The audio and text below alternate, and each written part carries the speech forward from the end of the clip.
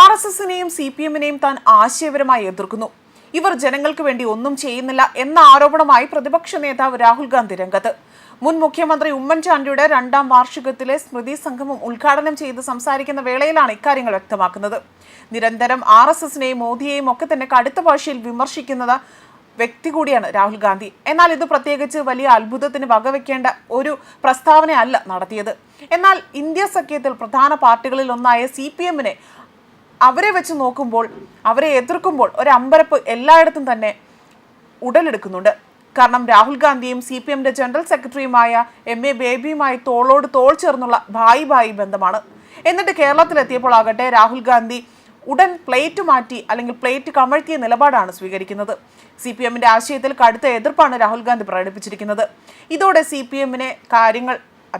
CPMന് ഏറെക്കുറെ കാര്യങ്ങൾ ബോധ്യപ്പെട്ടിട്ടുണ്ടാകാമെന്നും വിലയിരുത്തപ്പെടുന്നുണ്ട്. രാഹുൽ ഗാന്ധി പറയുന്ന ഇരട്ടത്താപ്പ് തന്ത്രമാണ് എന്നുള്ളതാണ് മറ്റൊരു വസ്തുത.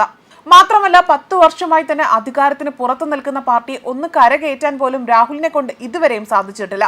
ജനങ്ങളെ മനസ്സിലാക്കി വേണം രാഷ്ട്രീയ പ്രവർത്തനം നടത്തേണ്ടത് എന്നതായിരുന്നു രാഹുൽ ഗാന്ധി മറ്റൊരു പ്രസ്താവനയെ നൽകിയത്. അപ്പോൾ രാഹുൽ ഗാന്ധി നല്ല രാഷ്ട്രീയ പ്രവർത്തനം കാഴ്ചവെച്ചത് കൊണ്ടാകാം ഇപ്പോൾ അധികാരത്തിന് പുറത്തു നിൽക്കുന്നത് എന്നതാണ് സോഷ്യൽ മീഡിയ അടക്കം പരിഹാസം ഉന്നയിക്കുന്നത്. കേരളത്തിൽ CPMും കേന്ദ്രത്തിൽ BJPയും ഭരണം കാഴ്ചവെക്കുമ്പോൾ തന്നെ ഒരു കസേരയ്ക്കായി നെട്ടോട്ടമോടുകയാണ് കോൺഗ്രസ് പാർട്ടി. എന്നാൽ ഈ പാർട്ടിയെ തിരികെ ഭരണത്തിലേക്ക് എത്തിക്കാൻ അല്ലെങ്കിൽ അവിടെ ഭരണതലപ്പത്ത് കൊണ്ട് എത്തിക്കാൻ രാഹുൽ ഗാന്ധിക്ക് ഒരു വീണ്ടു വിചാരവും ഇല്ലാതെയാണ് ഓരോ കാര്യങ്ങളും ചെയ്തു കൂട്ടുന്നത്. എന്തിനധികം പറയുന്നു, പ്രതിപക്ഷ നേതാവാകട്ടെ വിദേശ നാടുകളിൽ കറങ്ങി നടക്കുകയും ഇന്ത്യക്കെതിരെ ശബ്ദമുയർത്തുകയും ചെയ്യുകയാണ് പതിവ് രീതി. മാത്രമല്ല പാകിസ്ഥാന്റെ പോലും നാവായി പ്രവർത്തിച്ച വ്യക്തി കൂടിയാണ് രാഹുൽ ഗാന്ധി. അതിൽ ഓരോ നീക്കങ്ങളും എപ്പോഴും രാഷ്ട്രീയ നിരീക്ഷകർ വിലയിരുത്തിക്കൊണ്ടിരിക്കുകയാണ്. അതേസമയം മുൻ മുഖ്യമന്ത്രി ഉമ്മൻചാണ്ടി ഓർമ്മയായിട്ട് ഇന്ന് 2 വർഷം തികയുന്നു. KPCCയുടെ നേതൃത്വത്തിൽ പുതുപ്പള്ളിയിൽ നടന്ന അനുസ്മരണ പരിപാടിയിലായിരുന്നു ഉമ്മൻചാണ്ടി സ്മൃതി സംഗമം ലോക്സഭ പ്രതിപക്ഷ നേതാവ് ഉദ്ഘാടനം ചെയ്യാനെത്തിയത്.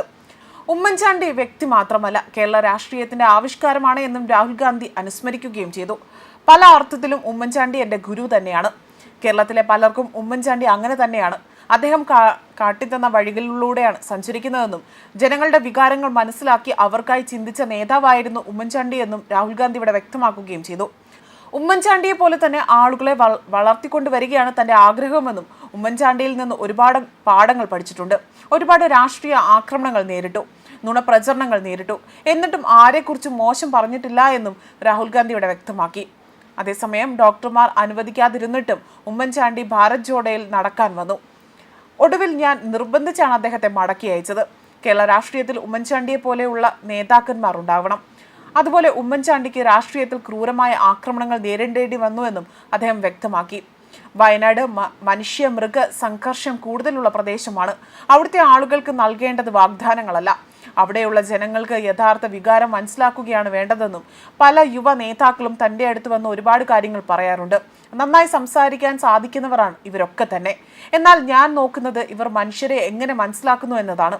അതെനിക്ക് മനസ്സിലായത് ഉമ്മൻചാണ്ടിയുടെ പ്രവർത്തനത്തിൽ നിന്നാണ് എന്നും രാഹുൽ ഗാന്ധി ഇവിടെ വ്യക്തമാക്കുകയും ചെയ്തിട്ടുണ്ട്. ന്യൂസ് ഡെസ്ക് കർമ്മ ന്യൂസ്.